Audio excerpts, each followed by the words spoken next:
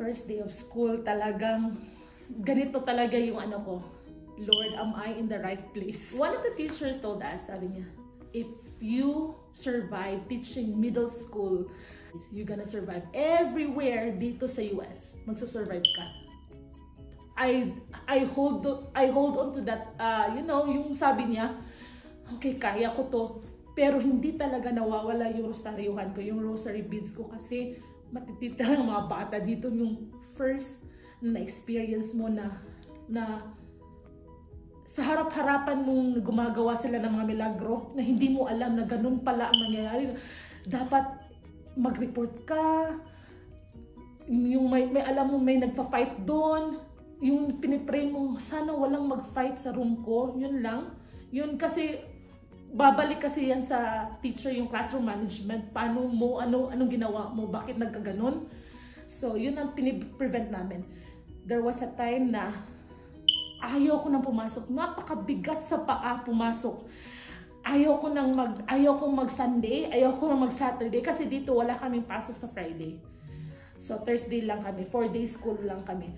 Tapos excited ka mag-Thursday, pero nalulungkot ka pag mag-Sunday na. Prayer lang talaga ang sagot sa lahat. Tapos sabi ko, parang hindi ko to kaya. Kahit sino tinatanong ko, okay lang ba to? Normal lang ba to yung feeling ko na gusto kong umuwi? Yung ganun.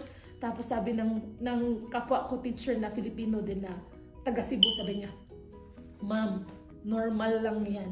2 years ako nag-adjust. Ha, sir? 2 years talaga, sir? 2 years talaga ako mag-struggle dito, sabi ko. Pero because of the support system ng school, madali lang kami naka-adjust. Mabot talaga sa punto na umiyak na ako sa husband ko, sabi ko, I'm gonna send the names of the kids. Please bring this name to Basilica del Santo Niño and please pray for them.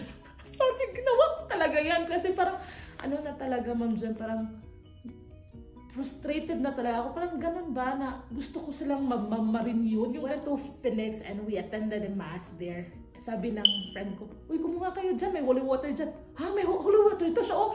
Kumuha talaga ako, ibibindita ko to sa room na. Ginawa ko talaga yan.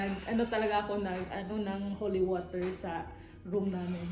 Yun, sabi ko, matatapos lang ang year na to, ma-okay na talaga ako. Every bell, kinakabahan ako kasi para silang tumatakbo sila tapos pinupukpok yung mo, door mo. Kinakabahan, nandito na sila. Ganun talaga ang feeling. Oh Lord, please, nandito na sa Hail Mary full of grace, nandito na yung mga bata. Yung ganun talaga. Pero ngayon, iba na kasi may nakaset ka na ng class rules, follow na nila. Pag alam mo yung sistema, pag alam nila na alam mo ang ginagawa mo, magigain mo talaga yung respect nila. Magbabow down talaga sila. Iba talaga ang experience ko ngayon before. Isip ko na parang hindi ako pwede sa US kasi social studies is not really hireable compared to other subjects like English, SPED, Science and Math. Mga vacancies, positions, pero I think they preferred local teachers to teach the subject. But I believe that kung ibibigay talaga ni Lord sa'yo, ibibigay talaga niya. Noong time na yun, parang nahihirapan na talaga ako kasi almost magi-give up na ako sa Pero na-remember ko yung motto ko pala, hindi ako magsa-stop mag-apply unless ma-hired ako. Kaya tumatawa nga yung mga friends ko, ha? Hindi ka magsa-stop unless, magsa-stop lang ako pag hired na ako. At first, Ma'am Jen, talagang alam ko bang ituro yung social studies? Kasi yung binigay sa amin yung curriculum, US history. In private school, I used to teach world history. Sakop na rin yung US history, but not really specific, just like what we are teaching right now, na US history lang talaga. Sabi ko nga, parang one day ahead lang ako sa mga bata. Proud ka sa sarili mo ba na, hindi lang ako nagtiteach ng Philippine history, nagtiteach na rin ako ng US history. So at the same time, nag-coach din ako ng softball. Na-approach ako ng, vice principal, sabi niya, are you willing to coach? Because she knew that I know how to drive. Of course, who am I to decline the offer? Yeah, yes. Pero hindi ko pa alam na magdadrive pala ako. You're gonna be driving those kids going to that place. what? Sabi ko, what? What, miss? Siya, yeah, you heard me right? Oh, okay. Sabi ko, anong drive ko? Sabi ko, yung i-drive mo, yung coaster, hindi ko pa yun na-try. Yung alam ko lang, yung sedan, yung drive, hindi ko alam yung mga ano. Pero grabe yung kaba ko. Nung first ko ng pag-apak talaga na, pumunta ako sa bus barn kasi kinuha ko yung bus. Sabi ko, Lord, please guide me. Hindi ko naman akalain, Lord, na akala ko lang naman mag-coach ako, mag-drive pala ako.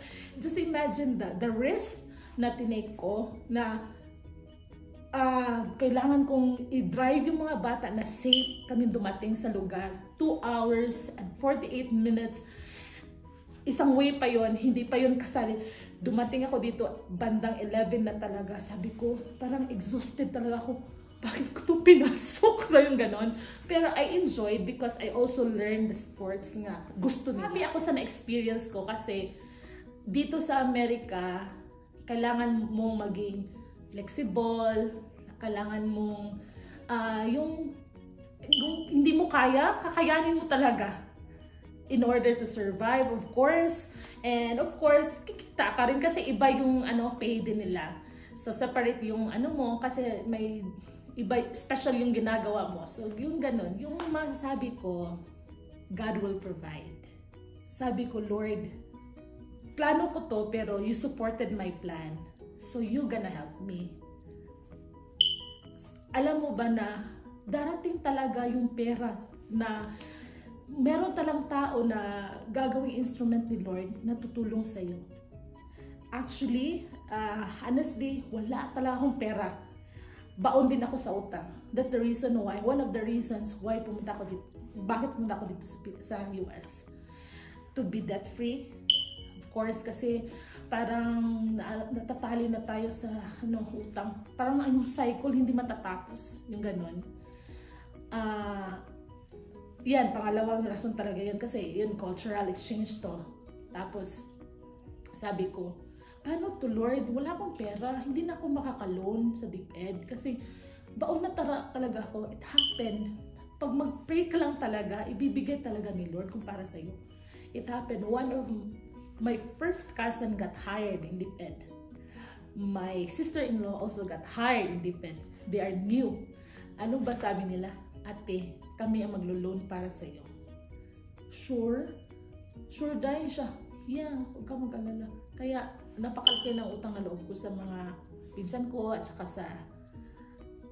Marami akong in-approach pero puro decline.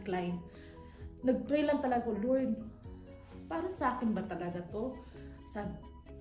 Kung para sa akin, Lord, i-lead mo naman ako sa tamang tao na yung gagawin ng instrument para ma-pursue ko talaga yung dreams ko. Yun, sabi ng sister niya, without hesitations, without doubt, sabi niya, samahan mo ako, mag-loan ako para sa iyo.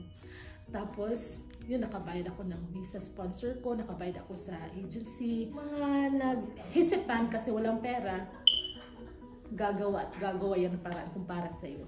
If there's a will, there's a way, right? Yeah, thank you. Yun lang.